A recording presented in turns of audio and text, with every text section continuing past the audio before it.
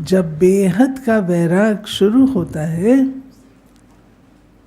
तब हमारी उड़ान शुरू होती है। अगर दुनिया से वैराग्य नहीं आता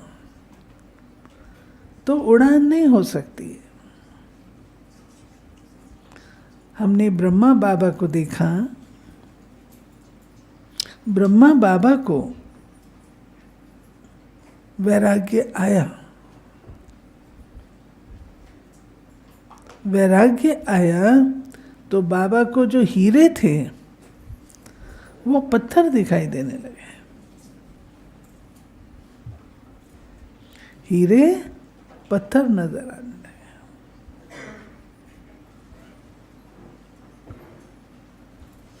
क्या है? बाबा को साक्षात्कार हुआ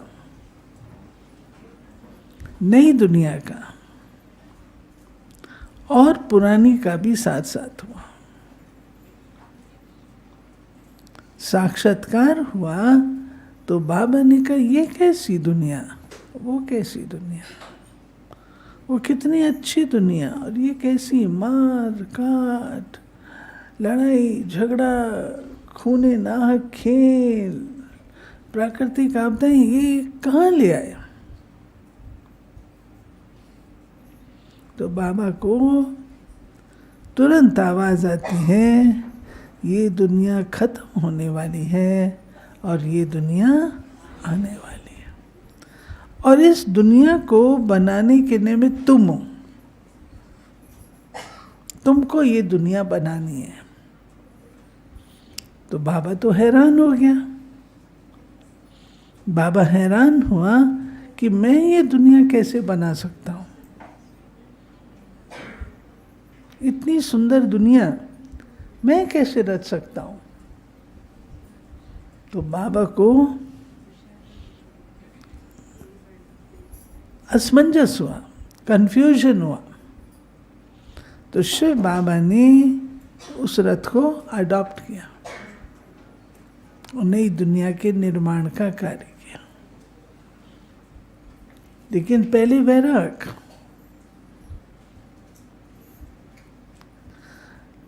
वैराग क्यों जरूरी है? वैराग क्यों जरूरी है वो जानना जरूरी है। बताओ, लाइफ में वैराग्य क्यों जरूरी है?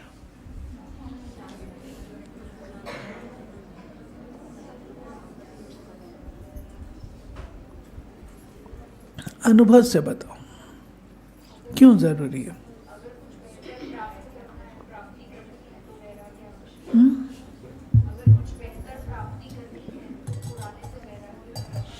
मुझे करनी नहीं है, मैं बहुत संतुष्ट हूँ, मैं बहुत संतुष्ट हूँ, मेरा परिवार अच्छा है, मेरे बाल बच्चे अच्छे हैं, मेरा घर महल जैसा है, गाड़ी मोटर है, नौकर चाकर है, मैं तो संतुष्ट हूँ।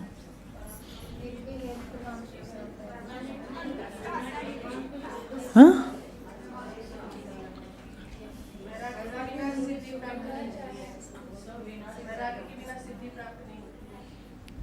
मुझे जरूरत ही नहीं ना, मुझे सब कुछ उपलब्ध है, मुझे जरूरत नहीं है वैराग की।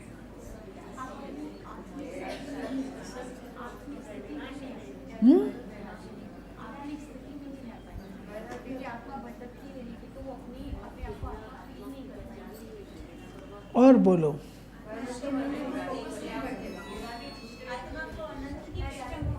हाँ, कौन बोल रहा है? अच्छा, उसकी प्यास है। हम तो संतुष्ट हैं। नहीं, इम्पोर्टेंट है। जब ये बात आपको ध्यान पर होगी ना तो फिर वैराग्य सदा कायम रहेगा। अभी वैराग्य टूटता है बनता है, टूटता है बनता है। वो होगा ना तो वैराग बना रहेगा। देखो, हमारा फर्स्ट लेसन कौन सा है?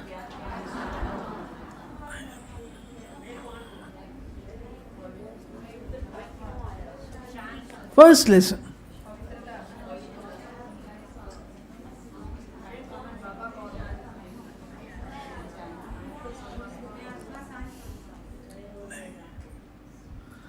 फर्स्ट लेसन, फर्स्ट दिन, प्रदर्शनी में फर्स्ट चित्र,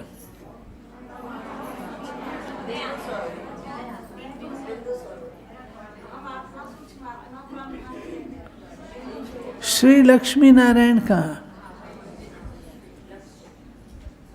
लक्ष्य,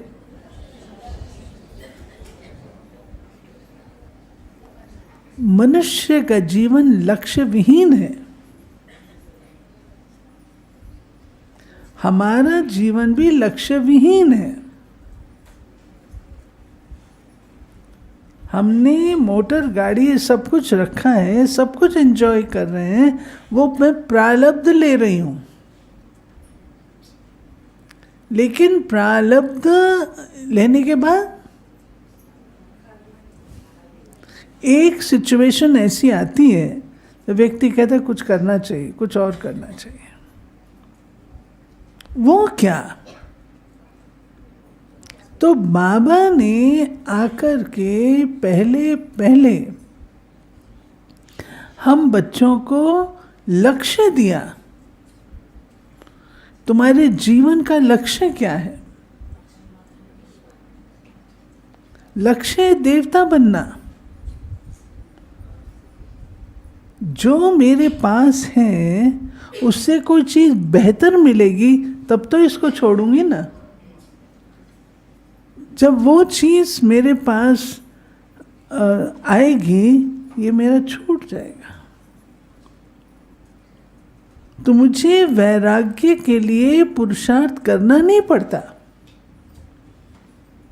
परंतु लक्ष्य सामने रहता है, स्पष्टता रहती है।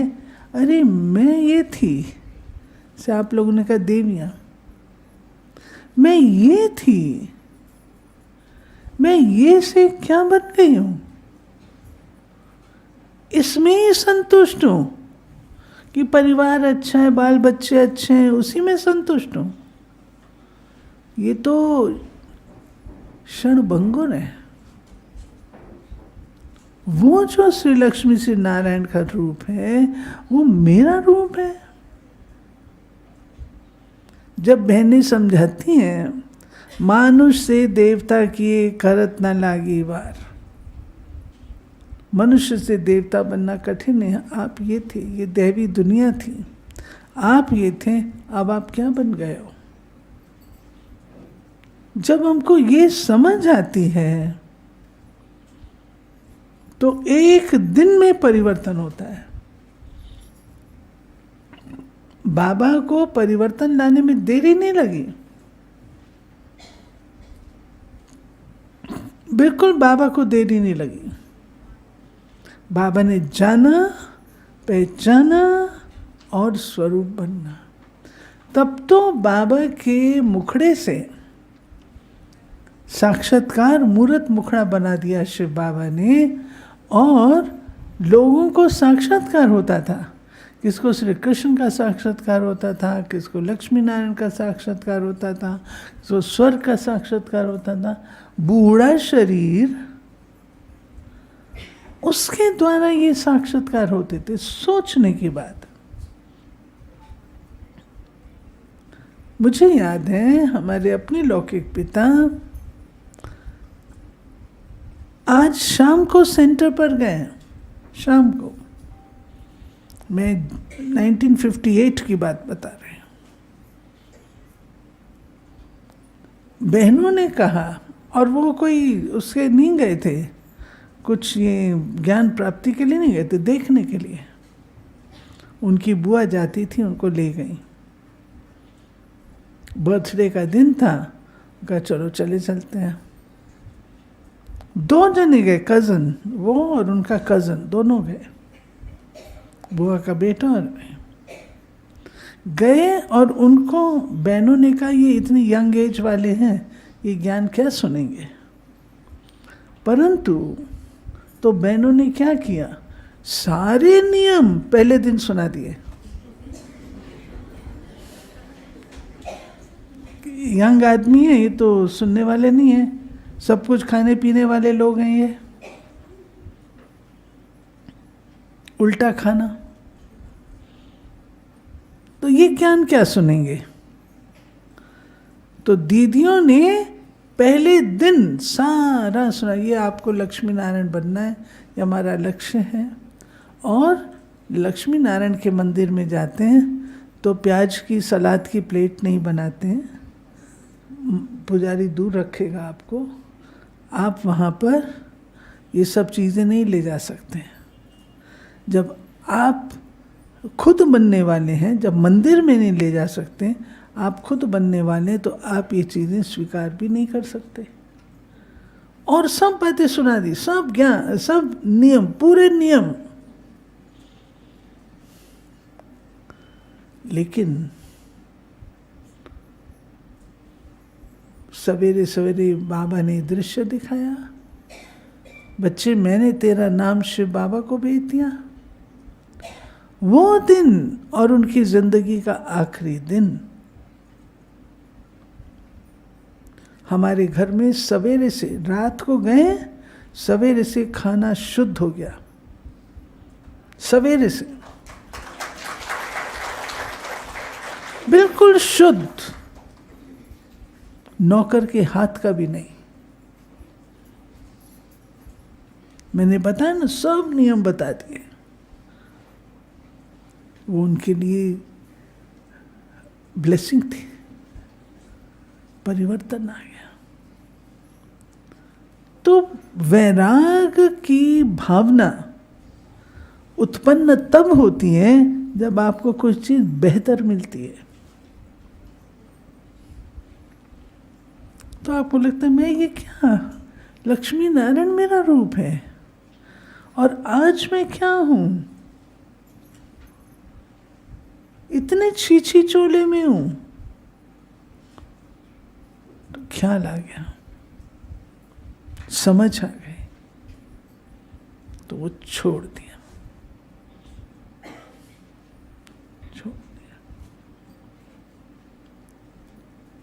फिर उसको बाबा कहते हैं बेहद का वैराग। बेहद का वैराग जो अविनाशी होता है, वो टेम्पररी नहीं होता है। वो वैराग्य की वृत्ति फिर आपकी सब जगह काम करती है। घर में बिल्कुल ट्रस्टी बन गए,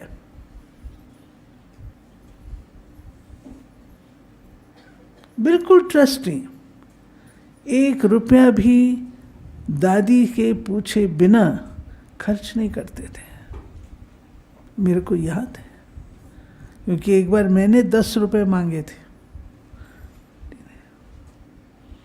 स्कूल में पढ़ते हैं ना, तो सखियाँ होती हैं, एक दूसरे को देने होते हैं।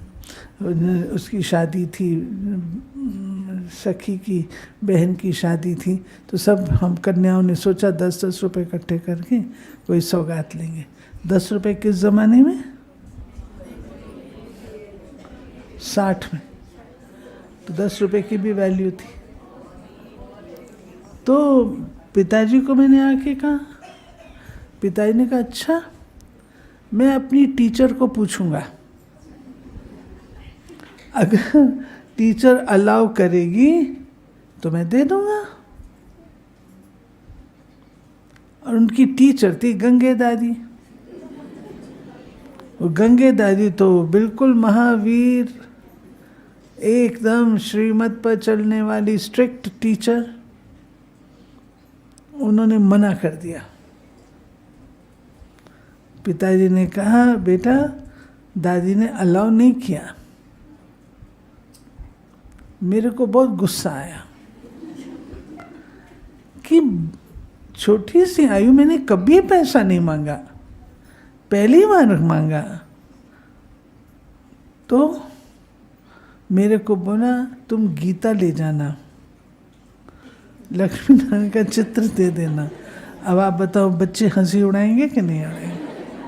लेकिन पिताजी ने नहीं दिए पैसे, मेरे को नहीं दिया।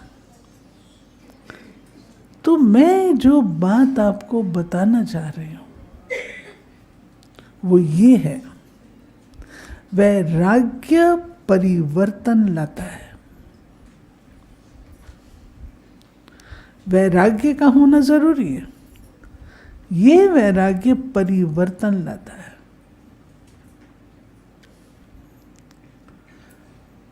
वैराग्य की परीक्षा भी होती है और वो परीक्षा सबको देनी पड़ती है। ये वैराग्य मेरा सदा कायम रहे, परीक्षा तो देनी पड़ेगी ना। सदा कायम रहना चाहिए, टूटना नहीं चाहिए। अब मैं सेंटर पर आके रहने लगी, बहुत लंबी कहानी शॉर्ट में सुनाती, उतनी ही सुनाऊंगी जितनी। सेंटर पे आके रहने लगी, सेंटर पे रहने लगी तो मैंने देखा मेरी जो सखी है उसकी अटैची बहुत बढ़िया है। मैंने कहा मैं भी अपनी माँ से ले सकती हूँ। सुनना, कमी तो है नहीं, माँ को बोलूँगी आ जाएगी अटैची। मैं आपको सच बताऊं, मुझे इतना धक्का लगा जो मेरे को संकल्प आया कि मैं अपनी माँ को बोलूँगी इसके जैसी अटैची मैं भी लूँगी। मुझे इतना धिक्कार हुआ, हे आत्मा तुमने सब कुछ छोड़ा, तुमने जिंदगी में सब कुछ जो तुम्हें प्राप्त था वो सब कुछ तुमने छोड़ा और तुम्हारी बुद्धि एक अटैची में गई। मुझे अंदर में बहुत धिक्कार हुआ। उसके बाद कभी संकल्प नहीं आया इसके पास ये चीजें तो हमारे पास होनी चाहिए। वैराग्य को, वैराग्य के चिराग को जगा करके रखना पड़ता है। चलते चलते वैराग्य ठंडा भी पड़ जाता है।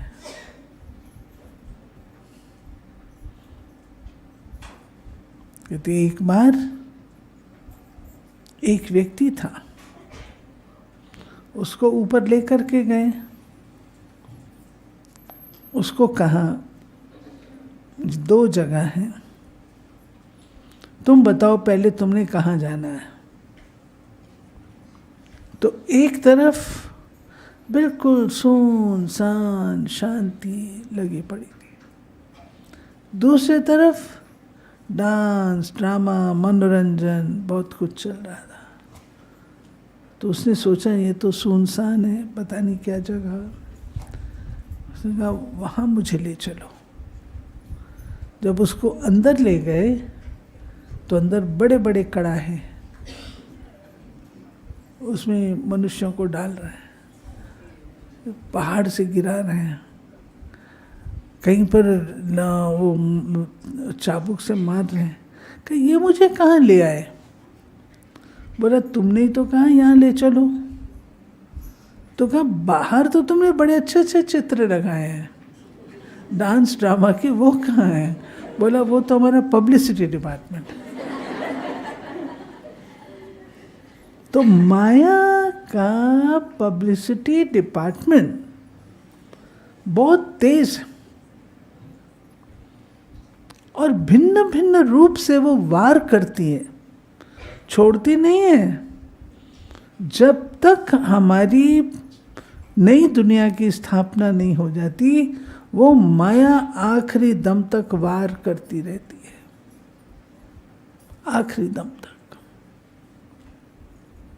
तो माया से स्वयं को बचाने के लिए वैराग का चिराग जगाया, लेकिन वो चिराग जगता रहे उसके लिए क्या चाहिए? आप लोगों ने पहले सुना है ज्ञान। और ज्ञान से भी बढ़िया चीज बताओ। उसके लिए चाहिए तपस्या। तपस्या का घृत डालते रहना। अगर आप तपस्या का घृत डालते रहेंगे, वो चिराग जगता रहेगा। ज्यों आपकी तपस्या में कमी आती है, वहां माया पाउंस करती है। अतः इसकी जो बिगनिंग है, हमारी लाइफ चेंज हो जाती है ना, हमारी लाइफ भी चेंज होती है, हमारी लाइन भी चेंज हो जाती है। पहले थे हम उस रास्ते पर, अब हम आए हैं ईश्वरीय रास्ते पर। ईश्वरीय रास्ते का एक नियम है। क्या नियम है? ईश्वरीय रास्ते पर चलने का एक नियम है। वो क्या नियम है? अकेले चलना है। सद्गुरु मिलने जाइए, कौ न लीजिए साथ। अकेले चलना।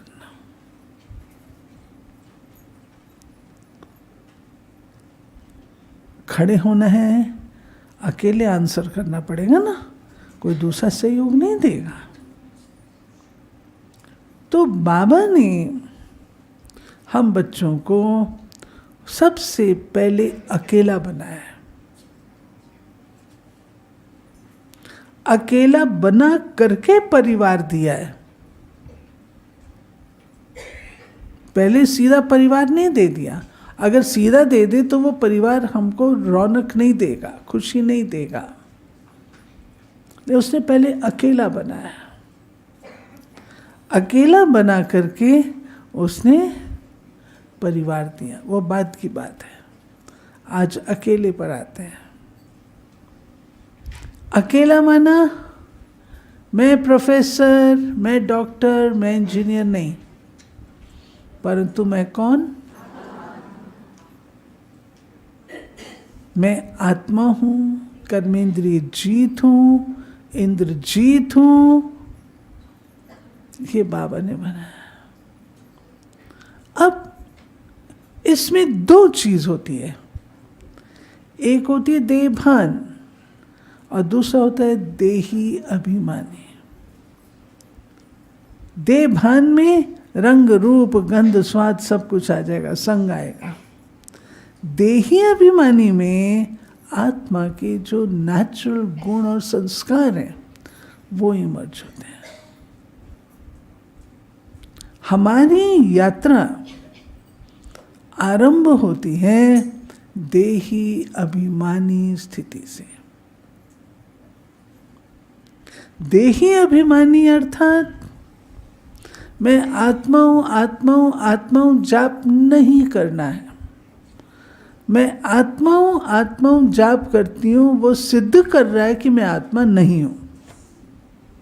तब तो बार बार याद करा रही हूं। मैं कौन हूं?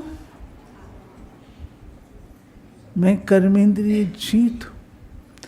क्योंकि हमने रहना तो इसी जगत में है, कर्म भी करने हैं, लोगों के साथ भी आना है, व्यवहार भी करना है, सब कुछ करना है। सब कुछ करते हुए मेरी देही अभिमानी स्थिति चाहिए। जब हम देही अभिमानी स्थिति पर आते हैं तो उसका अर्थ क्या है?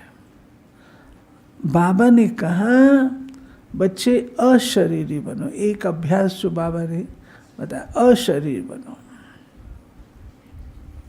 शरीर में आए, शरीर से गए, शरीर में आए, शरीर से गए। ये तब होगा जब मैं सारा दिन देही अभिमानी स्थिति में हूं।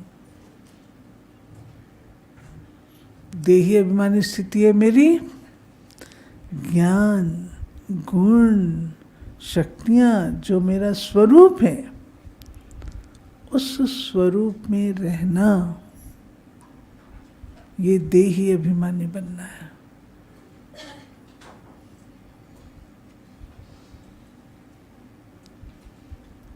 देही अभिमानी, जिसमें ये चाम जरा भी इंटरफियर ना करे ये बॉडी। अगर इस देह की दुनिया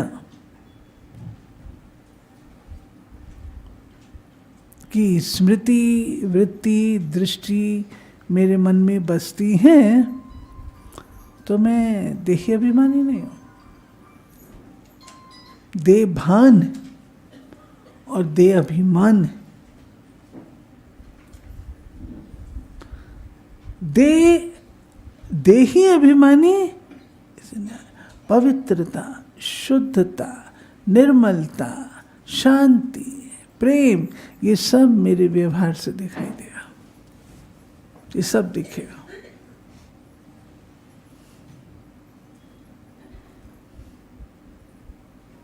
समझ आए ना बात? ये सब तब दिखता है। और अगर देह भान में रहूंगी तो मुझे देह भान को मिटाने में मेहनत करनी पड़ती है। संसार में दो चीजें साइमल्टेनियसली चलती हैं, रात दिन, शाम सुंदर, हार जीत, जय पराजय, ये सब चलता है। ऐसे राग और वैराग, ये दोनों साथ साथ चलते हैं। जितना वैराग आपका पावरफुल होगा, उतना राग आपका पावरफुल हो जरूरी नहीं है। बाबा ने हमें राग सिखाया, वो क्या है वो मैं बताती हूं। परंतु वैराग्य जो मेरा है वह देही अभिमानी स्थिति से बन करके रहता है।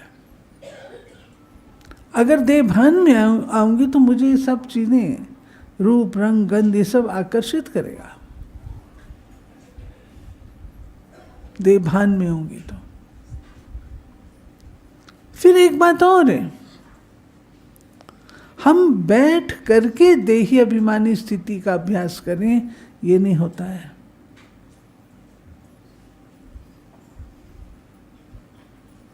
देही अभिमानी स्थिति का अभ्यास बैठ करके करने की चीज नहीं है।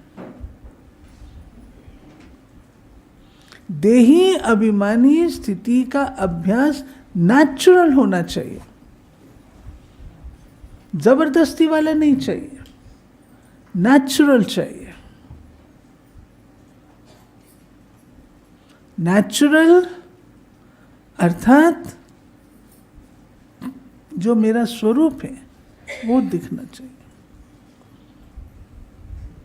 मैं ओरिजिनली कौन हूं?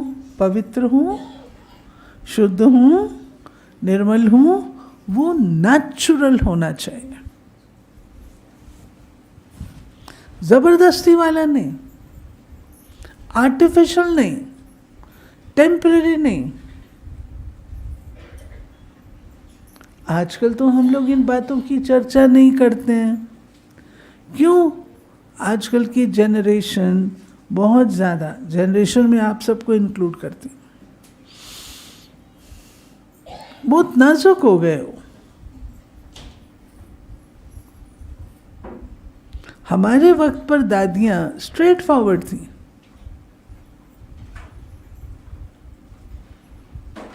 कोई किसी बात के लिए ना करता था तो दादी कहती दे अभिमान, दे अभिमान। हम लोग स्वीकार करते थे, चुप करके स्वीकार करते थे। देही अभिमानी, देही अभिमानी बनो। जो आत्मिक स्थिति है, नेचुरल, मैं ये हूं ना, तो उस स्वरूप में मुझे रहना है। अब अगर मैं देह भान में हूं तो मुझे माया के सारे दाने दिखाई देंगे। माया सुनहरे दाने डालती है। अगर आप सीता जी का मिसाल लें, वैरागी थे वे लोग, अपना घर पाट सब राजपाट छोड़ करके जंगल में थे, वैरागी थे। सीता जी वैरागी थी, लक्ष्मण जी वैरागी थे, श्री राम वैरागी थे। परंतु सीता क्यों फंसी?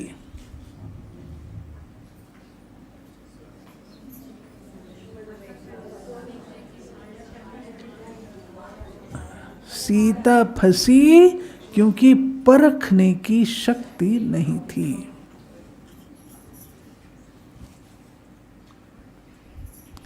वैराग के साथ हमको परखने की शक्ति तीक्ष्ण करनी है,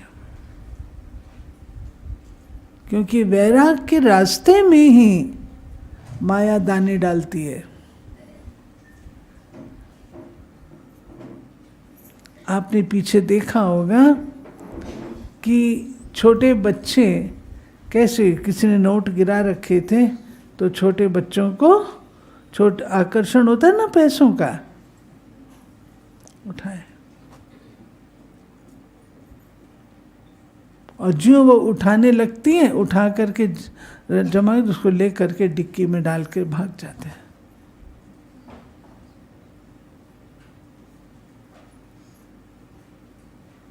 तो माया ने अपना जाल डाला।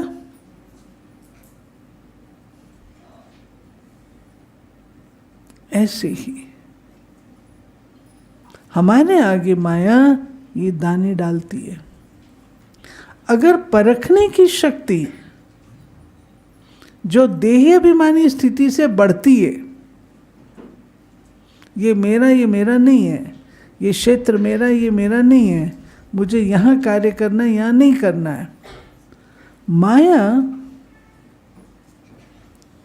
माया ध्यान रखती है कहाँ ये थोड़ा चूके और मैं अपना प्रभाव डालूं,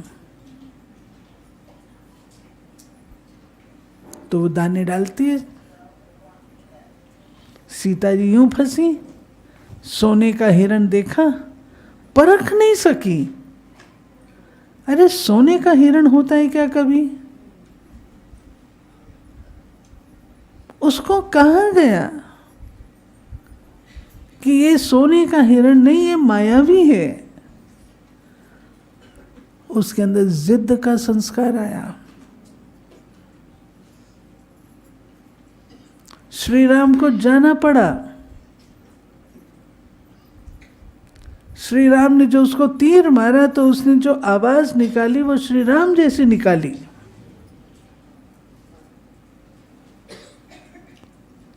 सीता आवाज सुनती है। लक्ष्मण जी ने कहा कि ये गलत है, ये मेरे भाई की आवाज नहीं है। तो क्या बोली? तुम्हारे दिल में भेद उपजता है, तुम गड़बड़ हो। और लक्ष्मण जी जाते हैं तो और परीक्षा, रावण आता है भिखारी का वेश लेके, वो भी परख नहीं पाई और उसको जो मना किया था मर्यादा नहीं लांघना, उसने मर्यादा लांघी तो फंस गई ना। अब कोई ऐसा होता नहीं, हमारी कहानी है। हमारे वैराग्य के रास्ते में भिन्न भिन्न भिन्न भिन्न प्रकार से माया वार करती रहती है। अगर हमारे परखने की शक्ति स्ट्रांग है तो हम उसको लांघ लेते हैं। अगर परखने की शक्ति ढीली है तो इसलिए बाबा कहता है वैराग्य में चाहिए अपने पुराने संस्कारों से वैराग। हम पुराने संस्कारों से वैराग कम करते हैं, वस्तुओं से वैराग तुरंत करते हैं। आज आप लोगों को कहा जाए मोबाइल छोड़ दो, आप सब छोड़ दोगे। पुराने संस्कार जो क्रोध के रूप में हो सकते हैं, ईर्ष्या के रूप से हो सकते हैं, भय के रूप से हो सकते हैं, लज्जा के रूप से हो सकते हैं, भिन्न भिन्न रूपों से हो सकते हैं, उसको हम नहीं छोड़ते।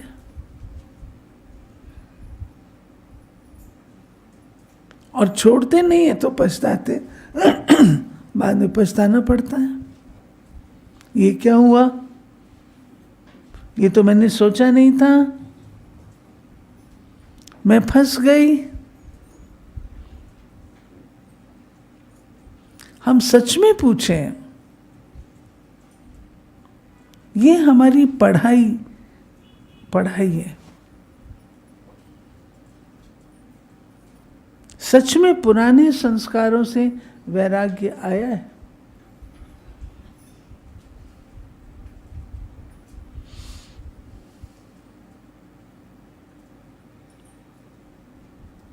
कितनी बहनें पास हैं पुराने संस्कारों से, कितनी पास है? इससे वैराग पैदा करो।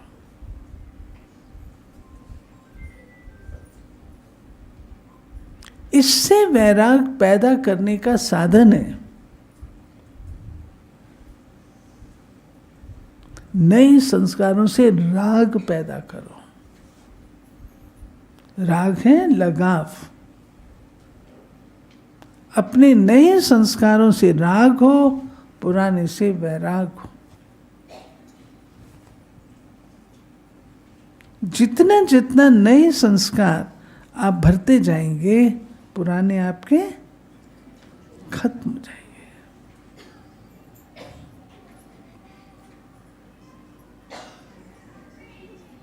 बाल्टी में गंदा पानी है, बहुत डर्टी है, छी है, इतना कहने से वो पानी खत्म तो नहीं होगा ना। उसमें मुझे नया पानी डालना पड़ेगा, और नया पानी जब मैं डालूंगी तो पुराना निकलना शुरू होगा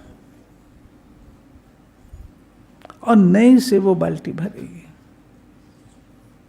ऐसे हमें नया जो बाबा ने संस्कार बताए, संपूर्णता के संस्कार, परिपक्वता के संस्कार, शुद्धता के संस्कार, राजाई के संस्कार, विश्व कल्याणकारी के संस्कार, मां जगदम्बा के संस्कार, इनको इमर्ज करो। इन संस्कारों को इमर्ज करो तो पुराने संस्कार निकलेंगे। आप चाहो कि मैं नए भी धारण करूं, पुराने भी कभी कभी काम आ जाते हैं, इसीलिए तो नहीं छोड़ते हैं ना। बहन जी, थोड़ा अपना रूप दिखाना पड़ता है। नहीं, पुराने को भी छोड़ना पड़ेगा। वो आएंगे ना, जब वो आएंगे, ये मैं आपको अपने अनुभव से बताती हूँ।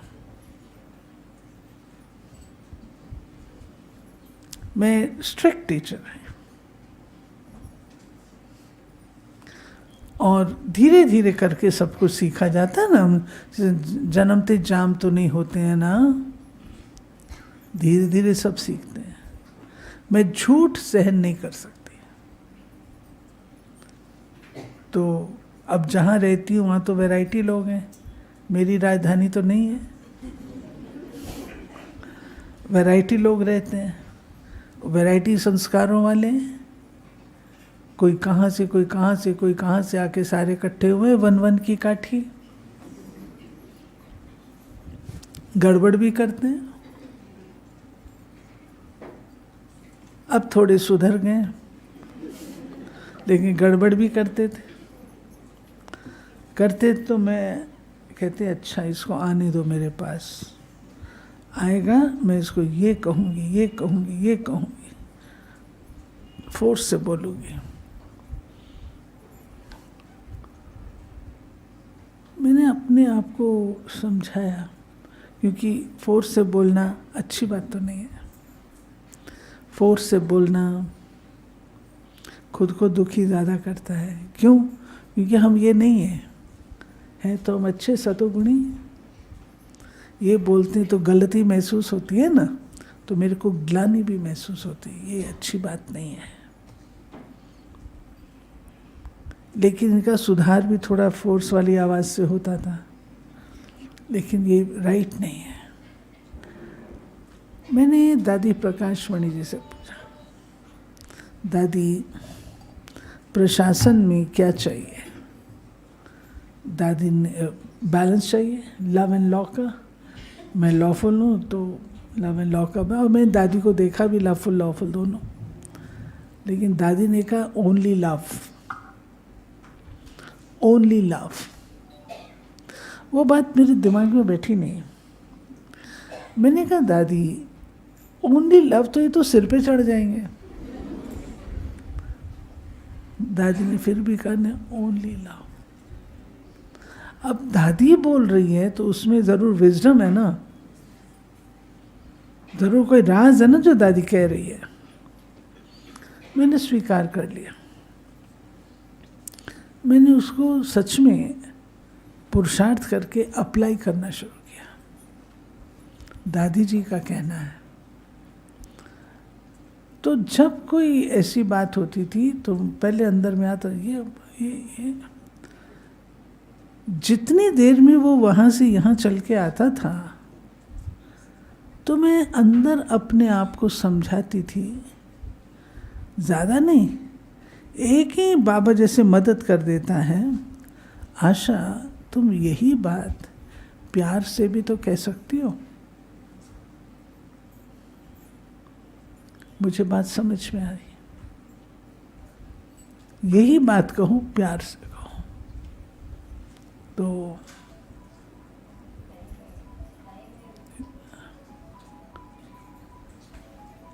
मैं अभी भी ऐसे ही पुरुषार्थ करती हूँ। मैं नहीं कहूँगी मैं 100% पुरुषार्थ कि मेरा आजमाया हुआ है।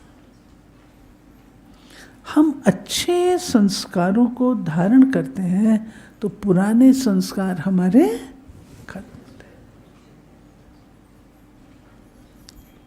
पुरानों को लेके बैठेंगे ना तो वो हमारे अच्छे संस्कारों के आगे बादल डाले। आपकी अच्छाई कोई नहीं देखेगा। आपने जो उल्टा बोला ना वो सब बोले, वर्णन करेंगे। आप उनके लिए जान दे दोगे ना, वो कोई नहीं देखेगा, लेकिन आपकी वो चीज़ देखेगा। इसलिए बाबा ने जो विधि बताई वो यही बताई है, राग एडिशन करो, अपने अच्छी बातों को धारण करो, तो ये जो पुराने संस्कार है वो खत्म। ठीक है। जो देह अभिमान की बात में बता रही थी, उसको हमको नेचुरल बनाना है। नेचुरल, जबरदस्ती वाला सौदा नहीं, नेचुरल बनाना है। मैं ये हूँ, ये हूँ, ये हूँ पाठ पढ़ाते हैं, लेकिन वो मेरा नेचुरल हो जाए। जितना वो नेचुरल स्वरूप में रहेगा ना, उतना इजी होगा। जो चीज़ नेचुरल होती है वो इजी होती है, जो चीज़ नेचुरल नहीं होती है वो डिफ़िकल्ट होती है। इसको नेचुरल अपने आप को पढ़ाना पड़ता है। समझ आई बात? अपने आप को सिखाना पड़ता है, अपने आप को पढ़ाना पड़ता है। 2 बात हो गई। तीसरी बात, नॉलेजफुल और नॉलेजेबल।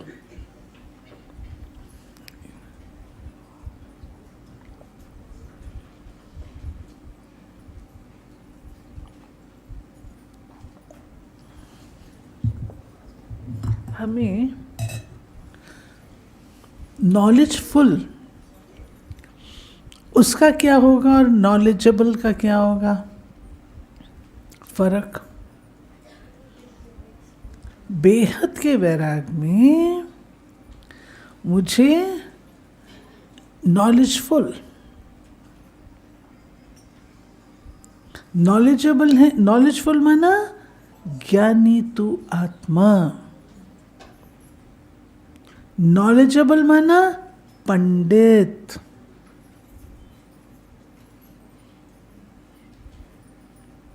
पंडित क्या करता है, वर्णन करता है, होशियार होता है, एक के बाद दूसरा श्लोक बोलेगा।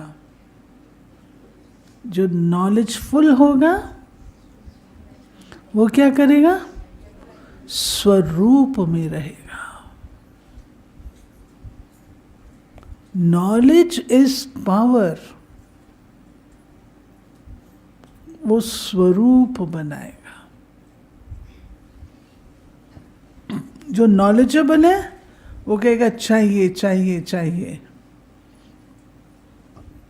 उस स्वरूप में रहेगा। तो बेहद के वैराग में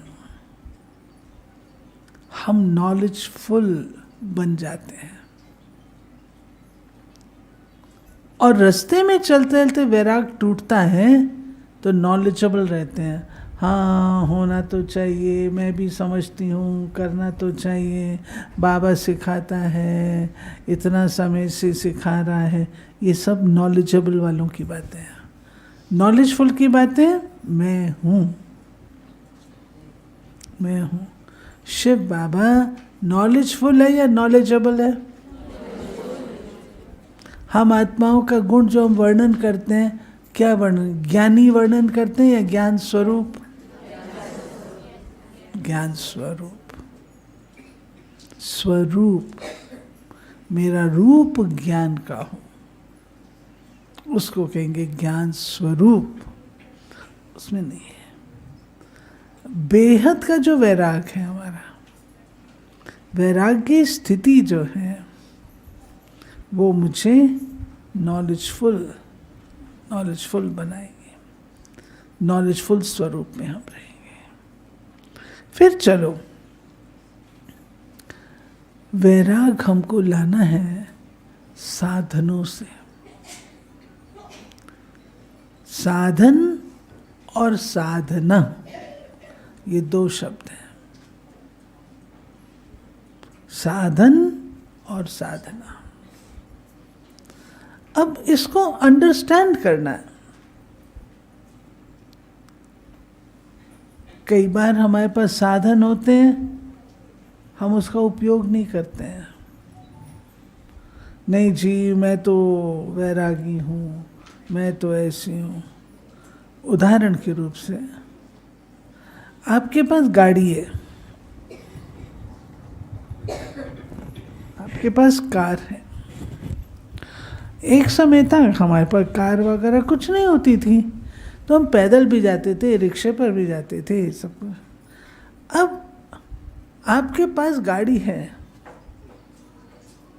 और आप कहो जी मैं तो, अब नॉलेजफुल और नॉलेजेबल की बात आ रही, मैं तो जाऊंगी, पैदल जाऊंगी, रिक्शे से जाऊंगी, उसको हम कहेंगे वैरागी, कहेंगे ये ढोंगी वैरागी है। बिल्कुल ढोंगी वैरागी है, दिखावटी वैरागी है। अरे गाड़ी है, उसको यूज करो ना। आपको भगवान ने धन दिया है, आपको भगवान ने अच्छा रहन सहन दिया है, उसको यूज करो ना। ये कौन सा ज्ञान है कि मैं इसको यूज नहीं करूंगी? कोई ज्ञान नहीं है। ज्ञान ये है यूज करते हुए लगाव ना हो,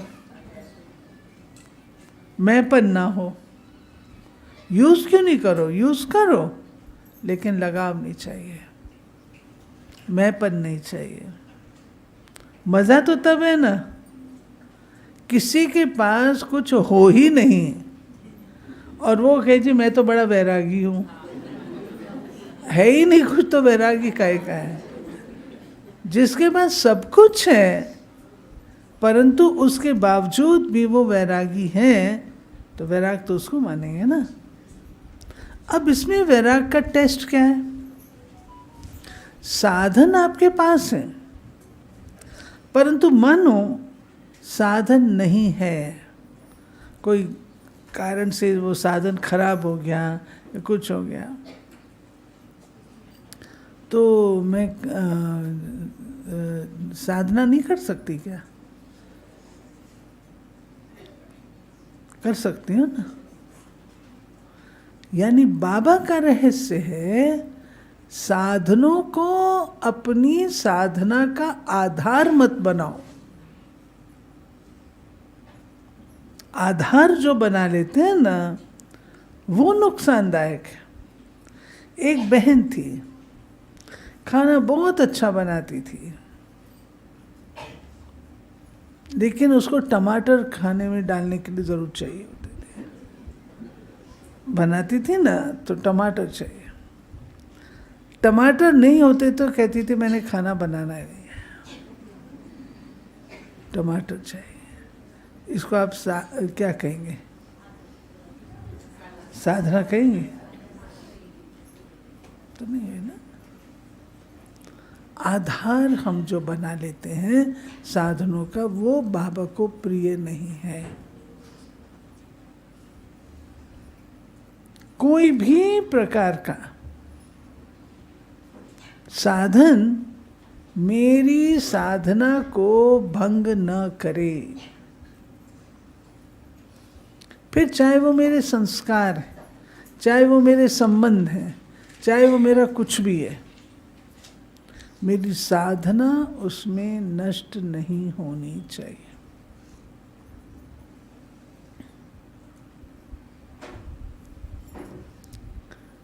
क्लियर हुआ? साधन और साधना बैलेंस में नहीं। इसमें मुझे राजा जनक की कहानी याद आती है। राजा जनक थे तो क्या कहते थे, वो आए सन्यासी, हे राजन बैठे हो महलों में, बैठे हो महलों में और कहते हो कि मैं वैरागी हूँ, जीवन मुक्त हूँ। राजा जनक ने क्या बोला, महाराज मेरा महल देख कर क्या हूँ। जब महल देखने के लिए जाने लगे तो राजा जनक ने एक दीपक दे दिया, कहा ये दीपक ले जाइए, इसकी लौ न बुझने पाए, ये ध्यान रखिएगा।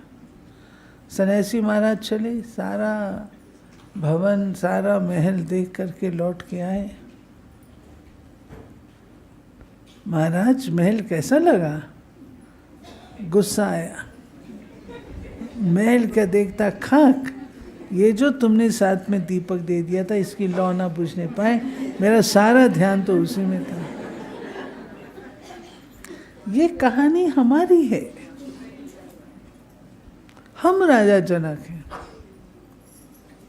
हमें ये ध्यान देना है मेरी ये लौ बुझने न पाए, मेरी ये लौ बुझने न पाए, मेरी देही अभिमानी स्थिति, वैरागी स्थिति नष्ट ना हो। तो साधन बुरे नहीं है, लेकिन साधन अगर आपकी साधना को भंग कर दे तब बुरा है। उदाहरण के रूप से आजकल सब मोबाइल के गुलाम हैं। मैं मोबाइल के अगेंस्ट नहीं हूँ, मैं मोबाइल के बिल्कुल अगेंस्ट नहीं हूँ। साधन है। अरे यहाँ बैठे बैठे आप लंदन बात कर लो, यहाँ बैठे हुए आप अपने दिल्ली में बात कर लो, कोई उनको प्रॉब्लम है तो वो आप बता सकते हो? कोई नहीं, साधन है। परंतु मेरी बुद्धि को ये खींचे, वो रॉन्ग है, वो गलत है। मेरी बुद्धि क्यों खींचनी चाहिए? मैं भी एक वक्त था, मोबाइल बाथरूम में भी लेके जाती थी, हाथ में 2-2 मोबाइल होते थे। अब क्या करती हूँ, मोबाइल है, रखा है, साथ तो नहीं लेके आई, कमरे में रखा है, जाऊंगी देखूंगी, जितनी कॉल आई हैं सबको रिप्लाई कर दूंगी, तो काम तो चलता है ना। तो गुलामी मंजूर नहीं है।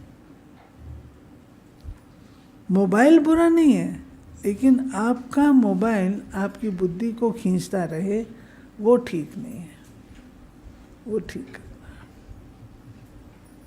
ठीक है। फिर चलो, बाबा ने कहा था कि बच्चे कभी भी जो समय है ना, वो आपका शिक्षक ना बने। अब समय शिक्षक कैसे बनता है? गुलजार दादी सुनाया करते थे, पाकिस्तान जब बना ना, भारत पाकिस्तान, तो कई लोग आके अपना सोफ़ा, अलमारियाँ, ये सब लाके छोड़ के दालान में जाते थे। क्या है, ये हम नहीं ले जा सकते हैं और यहाँ पर यूज़ हो जाए। अब बाबा कहता है, मैं भी तो कोई कम सौदागर नहीं हूँ, मैं भी वही करूँगा सौदा जिसका मैं चुका सकूँ, दे सकूँ। तो गुलजार सारा दालान हमारा भर गया, लोग इतनी चीज़ें छोड़ के गए, सारा दालान भर गया, काम तो नहीं आया ना। तो समय उनके लिए शिक्षक बना। तो बाबा हम बच्चों को कहता है कि आपका शिक्षक समय नहीं बनना चाहिए, समय शिक्षक ना हो, नेचुरल रूप में हो, लेकिन समय शिक्षक ना बने। अगर समय शिक्षक बनता है तो वो स्थिति हमारी या नंबर उसके समय को मिल जाते हैं, हमको वो नंबर नहीं मिलेंगे। पुरुषार तो हम कर रहे हैं ना, तो नंबर तो हमको मिलने चाहिए ना, या समय को नंबर मिलने चाहिए, समय टीचर बने। समय बहुत ज़बरदस्त चीज़ है, और समय को अगर हमने गंवाया तो समय शिक्षक बनेगा। लास्ट में देखिए एक चीज़ है, बहुकाल का अभ्यास, ये इम्पोर्टेंट है। लास्ट में आप वैरागी बने तो क्या हुआ, लेकिन ये वैराग्य आपका आदि से कायम है, आदि से कायम रहना चाहिए। अगर आदि से कायम नहीं तो वो वैराग्य आपका फलीभूत नहीं।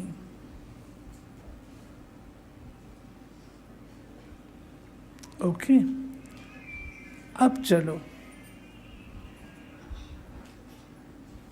हमें वैरागी रहना है तो कैसा रहना है? ज्ञान युक्त वैरागी, समझदार वैरागी।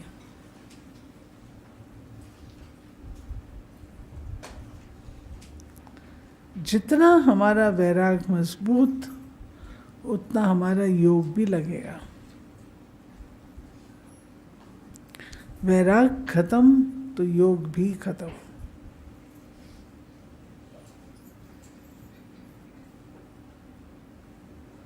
इसलिए वैराग से तपस्या है। तपस्या माना योग, योग का। फिर देखिए, जब हम देखते हैं कि इससे मेरा आदिकाल का जो भाग्य है, आदि का सौभाग्य, आदि का सौभाग्य क्या है? आप आते हैं, आपको क्या प्राप्त होता है?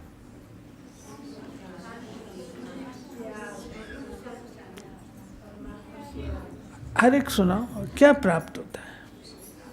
आप आते हैं, बाबा के घर आते हैं, आपको क्या प्राप्त होता है?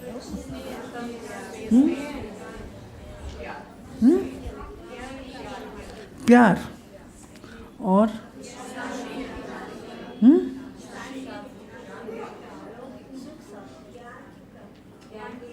ज्ञान और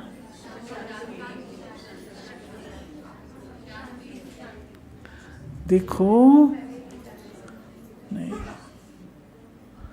आपको मिलता है तीसरा नेत्र, ज्ञान का तीसरा नेत्र। और ये ज्ञान का तीसरा नेत्र आपका ऑल राउंड सब कुछ देखता है, सब जानता है। ज्ञान का तीसरा नेत्र मिलने से जो बात जो है जैसी है वो हम देखते और समझते हैं। तो आदि काल का सौभाग्य क्या हुआ?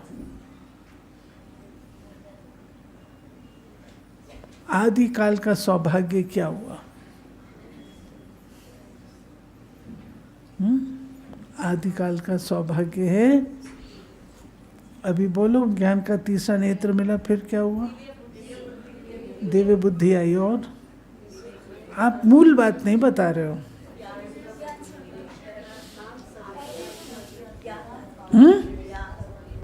और बोलो जी। ज्ञान का तीसरा नेत्र मिला तो क्या मिला? विवेक जागृत हुआ और त्रिकालदर्शी बन गए। और हाँ, आप असली बात नहीं बता रहे हो। लक्ष्य भी मिल गया और अरे सब बातों की जड़ बाबा मिला।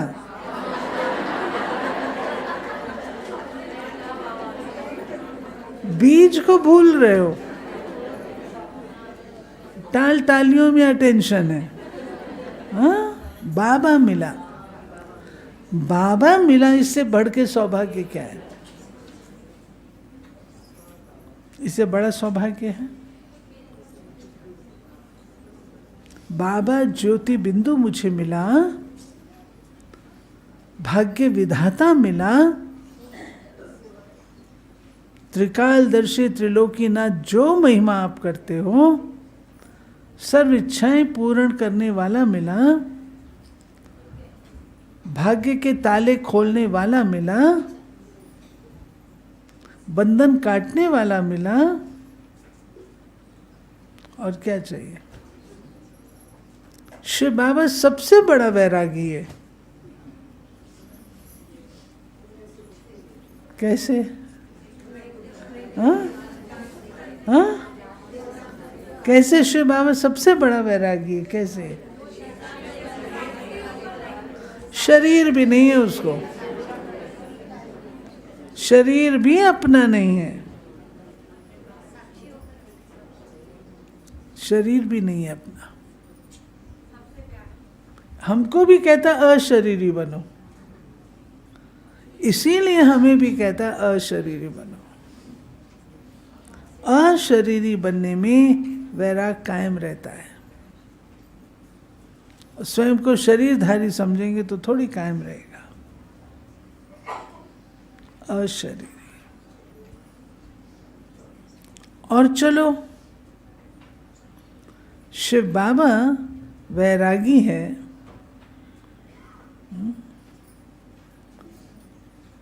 वैरागी है, उसकी पिंडी पर कोई सोने की पिंडी बनाते हैं, उसकी काले पत्थर की बनाते हैं। सबसे आसान और सस्ता मंदिर किसका बनता है?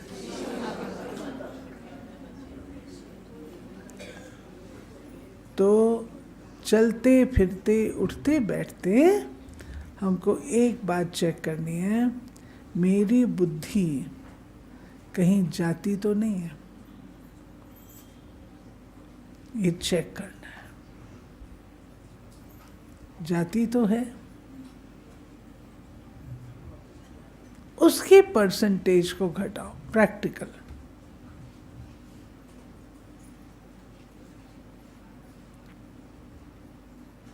क्योंकि बुद्धि का जाना वो पुरानी दुनिया में राग है।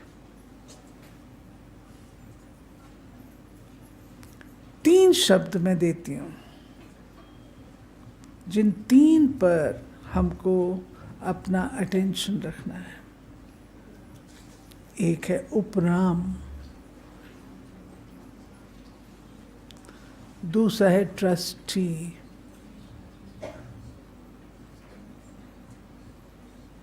और तीसरा है साक्षी। साक्षी उपराम अर्थात सब कुछ करना है, बाल बच्चों को भी संभालना है, घर गृहस्थ को भी संभालना है, बिजनेस को भी संभालना है, लेकिन उपराम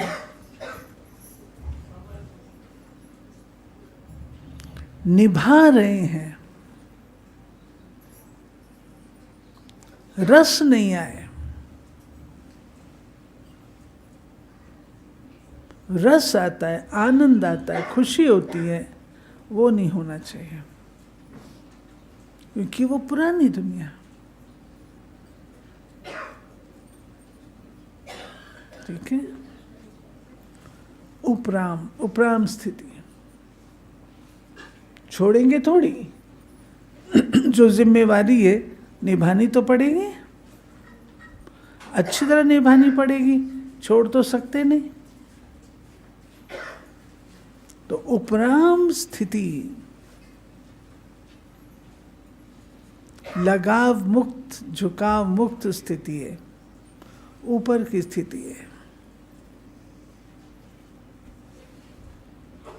उपराम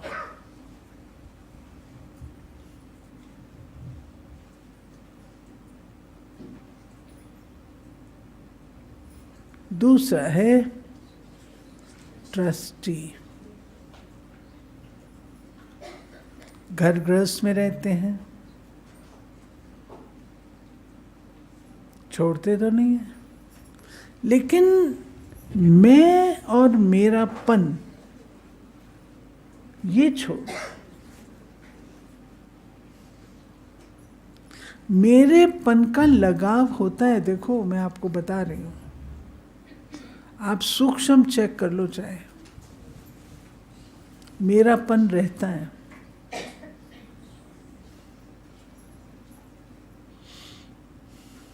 पति के साथ भी रहता है। कल जो माताएं आई थी ना, उनको मैंने सच्ची घटना सुनाई। कल कौन कौन थी? 1-2 है, बाकी सब नहीं है। आ जाए ना। अच्छा सुनो, देखो बाबा ने कहा तुम घर गृहस्थ में रहते हो तो कैसे रहो? ट्रस्टी होके रहो। केवल धन संपत्ति के तरफ नहीं, लेकिन जो संबंधी हैं उनको भी ट्रस्टी के रूप से देखो। पूरी सेवा करनी है, सेवा पूरी करनी है, लेकिन लगाव नहीं होना है। जैसे कैशियर कितने रुपए गिनती करता है, लेकिन उसको पता है 1 रुपया भी उसका नहीं है। ऐसे ही रहना घर गृहस्थ में, परंतु ट्रस्टी होकर के कट करके फिर रहना। तोड़ निभाओ, तोड़ निभाव के दो अर्थ, एक है अंत तक निभाओ और एक तोड़ है तोड़ करके फिर निभाओ। समझे? तो दो युगलों की बात है। एक युगल वो नल दमयंती, बड़े अच्छे बाबा के बच्चे थे। वो जो माता थी वो उसको रोज गालियां देती थी। दोनों जने ज्ञान में चलते थे। हम लोग को आकर के सुनाती थी, देखा दीदी ये क्या करता है, ये ऐसे करता है, ऐसे करता है, इससे पूछो ना, इसके दिमाग को कुछ हो गया है। रोज रोज कुछ ना कुछ सुनाती थी। अब एक दिन नल भाई ने शरीर छोड़ दिया। शरीर छोड़ दिया, ये मैं सूक्ष्म चेकिंग बता रही हूँ आप लोगों को। शरीर छोड़ दिया तो बहुत अच्छी रही, स्थिति उसकी बहुत अच्छी थी, ध्यान में भी जाती थी, स्थिति बहुत अच्छी रही, पास हो गई, पेपर पास कर लिया। थोड़े दिनों के बाद फ़ोन करती है, दीदी नल की बहुत याद आती है, नल की याद आती है। मैंने कहा माता जीते जीते उसको इतनी गालियां देती थी, अब क्या हुआ? कहा दीदी पता नहीं क्या हुआ। ये है अंदरूनी सूक्ष्म लगाव होता है। ऊपर से आप बड़े अच्छे चल रहे हो, अंदरूनी सूक्ष्म रीति से जो रहता है ना, उसको जीतना है, उसको जीतना है। ट्रस्टी उसके बनना है।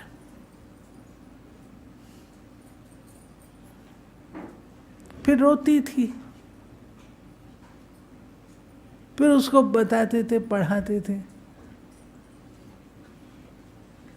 ऐसे एक और माता थी, वो शांति स्तंभ बनवाए थे बाबा ने, दादी जी ने शुरू में। करोल बाकी थी, दोनों पांडव बन की थी। तो चोपड़ा जी ने शरीर छोड़ दिया। ये माता वैसे गालियां देती थी उसको, शरीर छोड़ दिया, उसके बाद पेपर पास कर लिया अच्छी तरह। बाद में 13 दिन के बाद जब सब लोग चले गए तो दीदी क्या करूं, मैं क्या करूं? ये मैं आपको सच्ची घटनाएं बता रही हूं। सुन रहे हो ना आप सब? अपने आप को हमने ज्ञान स्वरूप स्थिति में रखना है, ज्ञानी स्थिति में नहीं, ज्ञान स्वरूप स्थिति में। जो देही अभिमानी की बात बाबा ने कही है ना, उसको पक्का करो। देही अभिमानी, जितना देही अभिमानी होंगे आप, उतना आपको दुख नहीं होगा।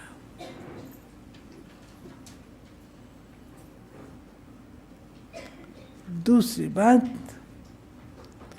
ट्रस्टी धन के भी बनना है, घर गृहस्थ के भी बनना है। आपने घोंसला बनाया, तिनका तिनका करके आपने घोंसला बनाया।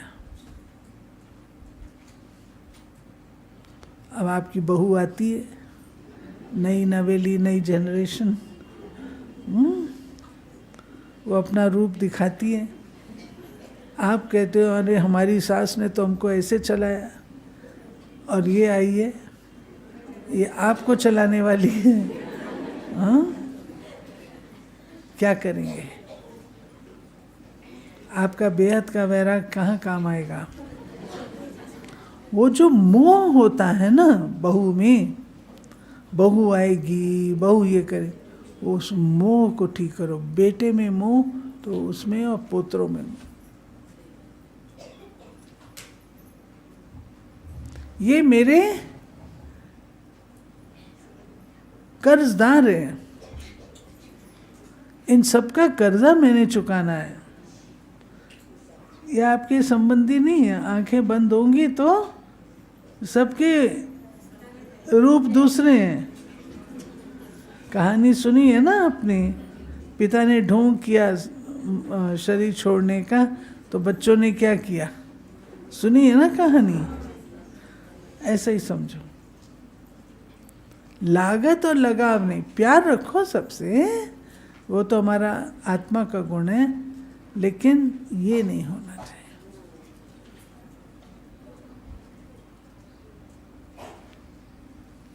तीसरा, साक्षी दृष्टा। जब कभी कोई बात होती है तो हम प्रभाव में आ जाते हैं ना, ये साक्षी दृष्टा हो गया, सब कुछ देखते हुए। हमारी लौकिक माँ कहा करती थी, ज्ञान में थी, कहती अच्छी ब्रह्मा कुमारी वो, आंखें होते हुए, कान होते हुए बैरी हो जाए, मुंह होते हुए गूंगी बन जाए, वो अच्छी ब्रह्मा कुमारी। सब कुछ देखो, साक्षी होकर के देखो।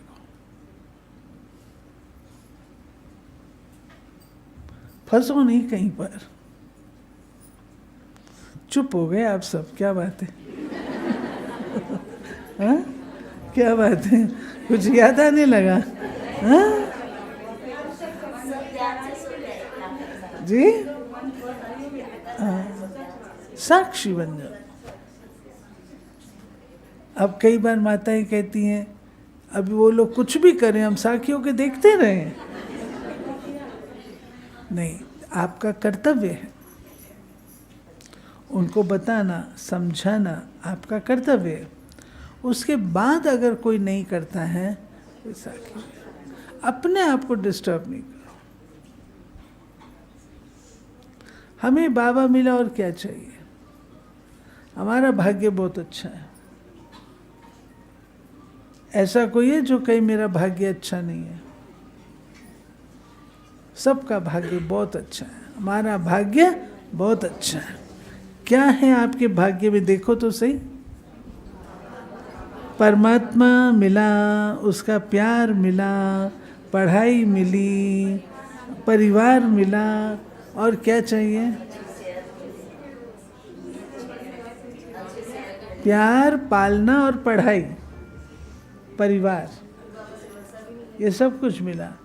अब आपका बाबा से प्यार है, उसकी निशानी क्या है? और कोई से प्यार पाने की इच्छा नहीं रहेगी, कोई करे ना करे, बाबा तो करता है। आपकी बुद्धि एकाग्र हो जाएगी, टूटेगी फूटेगी नहीं, एकाग्रता। दूसरा, परमात्मा पालना। इसका क्या रूप होगा? परमात्मा पालना माना इच्छा मात्रम अविद्या, इच्छा ही नहीं पैदा होगी।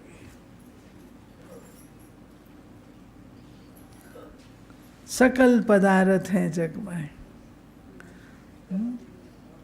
अप्राप्त नहीं कोई वस्तु मेरे खजाने में।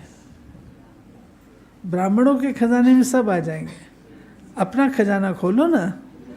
नहीं, अप्राप्त कोई वस्तु मेरे खजाने।